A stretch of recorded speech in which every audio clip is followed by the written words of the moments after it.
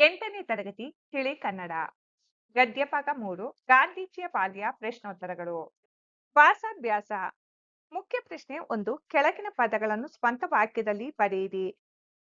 ಅಕ್ಷರಶಃ ಸ್ವಂತ ವಾಕ್ಯ. ನನ್ನ ತಾತ ಇಂದು ಮಳೆ ಬರುತ್ತದೆ ಎಂದು ಹೇಳಿದ ಮಾತನ್ನು ನಾನು ಅಕ್ಷರಶಃ ನಂಬಿದ್ದೆ. ಅದು ನಿಜವೇ ಆಗಿತ್ತು. ಸೂರ್ಯಗೊಳ್ಳು ಸ್ವಂತ ವಾಕ್ಯ. ನನ್ನ ತಮ್ಮ ಪ್ರತಿದಿನ ಅಪ್ಪನನ್ನು ಚಾಕ್ಲೇಟ್ ಕೊಡಿಸುವಂತೆ ಸೂರ್ಯಗೊಳ್ಳುತ್ತಾನೆ. ಸ್ಫೂರ್ತಿ ಸ್ವಂತ ವಾಕ್ಯ. ಅಬ್ದುಲ್ ಕಲಾಂ ಅವರ ಜೀವನ ಚರಿತ್ರೆ ಓದಿದಾಗ ನನಗೆ ಏನನ್ನಾದರೂ ಸಾಧಿಸಬೇಕೆಂದು ಸ್ಫೂರ್ತಿ ಬಂದಿತು.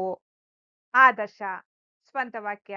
ನಮ್ಮ ಶಾಲೆಯು ಶಿಸ್ತು ಮತ್ತು ಉತ್ತಮ ವಿದ್ಯಾಭ್ಯಾಸಕ್ಕೆ ಒಂದು ಆದರ್ಶ ಸಂಸ್ಥೆಯಾಗಿದೆ.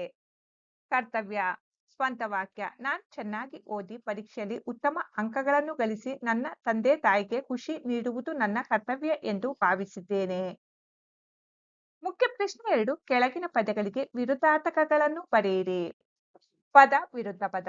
ಸತ್ಯ ಅಸತ್ಯ, ಹಗಲು ഇരുಳು, ಯೋಗ್ಯ ಅಯೋಗ್ಯ, ದಡ್ಡ ಜಾಣ, ಪ್ರಶ್ನೆ ಉತ್ತರ, ಆಸಕ್ತಿ ನಿರಾಸಕ್ತಿ.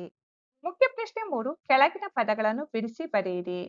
ನ್ಯಾಯಾಲಯ ನ್ಯಾಯ ಪ್ಲಸ್ ಆಲಯ, ವಿದ್ಯಾಭ್ಯಾಸ ವಿದ್ಯಾ ಪ್ಲಸ್ ಅಭ್ಯಾಸ, ವಿದ್ಯಾರ್ಥಿ ವಿದ್ಯಾ ಪ್ಲಸ್ ಅರ್ಥಿ, ಮತ್ತೊಂದು ಮತ್ತು ಪ್ಲಸ್ ಒಂದು, ಶಾಲೆಯನ್ನು ಶಾಲೆ ಪ್ಲಸ್ ಅನ್ನು. ಮುಖ್ಯ ಪ್ರಶ್ನೆ 4 ಕೆಳಗಿನ ಪದಗಳಿಗೆ ತತ್ಸಮ ತದ್ಭವ ರೂಪ ಬರೆಯಿರಿ. ಅಕ್ಷರ ಉತ್ತರ, ಪುಸ್ತಕ ಒತ್ತಿಗೆ, ವರ್ಷ ವರುಷ, ನಿತ್ಯ ನಿಚ್ಚ, ಕತೆ ಕಥಾ. ಪದಕ ಅರ್ಥ ಅಂಕಿತ ಗುರುತು, ಅಡ್ಡೆ ಹೆಗಲ ಮೇಲೆ ಹೊರುವುದಕ್ಕಾಗಿ ತಕ್ಕಡಿಯಂತೆ ಮಾಡಿರುವ ಬಿದುರಿನ ಡಬ್ಬೆಯ ಸಾಧನ. ಅಕ್ಷರಶಃ ಪ್ರತಿಯೊಂದು ವಿವರದಲ್ಲೂ. ಆಣತಿ ಆಜ್ಞೆ, ಕಲೆ ನೈಪುಣ್ಯತೆ, ಆದರ ಗೌರವ ಪ್ರೀತಿ, ಆರ್ತ ಕಷ್ಟಕ್ಕೆ ಸಿಲುಕಿದ ದುಃಖಿತ, ಕಾಫಿ ನಕಲು ಕದ್ದು ಬರೆಯುವುದು. ಕಿಂಚಿತ್ತು ಸ್ವಲ್ಪವು ಕೊಂಚವು, ಕೆಟಲ್ ಕಾಫಿ ಸಂಗ್ರಹಿಸಿಡುವ ಸಾಧನ. ಗದರಿಸು ಅಬ್ಬರಿಸು, ಪಿತೃ ತಂದೆ, ರಾಗ ಮಾಲಿಕೆ ಸಂಗೀತ ಸಾಧನ. ವೃತ್ತ ನಿಷ್ಕ್ರಿಯವಾಗಿ ವ್ಯರ್ಥವಾಗಿ.